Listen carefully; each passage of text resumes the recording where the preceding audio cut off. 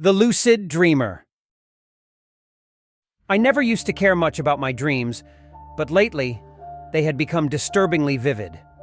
At first, they were hazy, fleeting images that I could barely remember.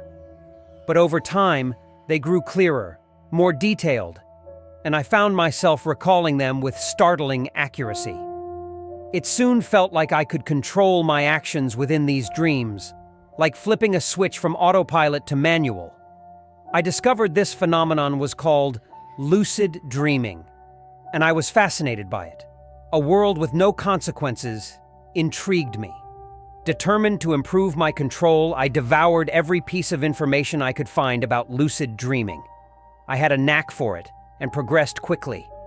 Initially, it took me a long time to realize when I was dreaming.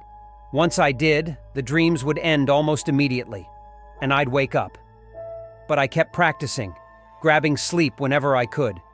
Gradually, I identified my dream state faster and stayed in control longer. One dream was particularly striking. I found myself working in a factory, the environment astonishingly realistic. Seizing control, I started breaking things just to see what would happen. The confused expressions of the workers amused me. I wandered through the building until I reached the top floor. Curious if I could fly, I jumped off a ledge. Instead of soaring, I plummeted and hit the ground hard, waking up instantly. "Guess you can't fly in dreams," I muttered to myself. In another dream, I took over while driving through my city. I floored the gas pedal, speeding through the streets like a madman. A police officer noticed and gave chase. The thrill of the pursuit was exhilarating, something I'd only experienced in video games. Eventually, I took a wrong turn and crashed. Again, I woke up. That was wild, I thought, grinning. My next dream was set downtown. I checked my clothing and found a gun.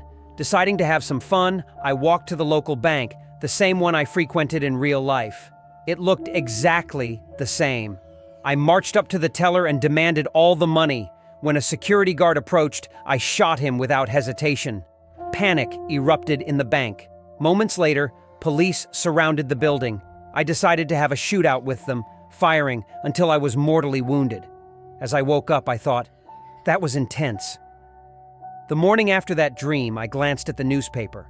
A headline caught my eye.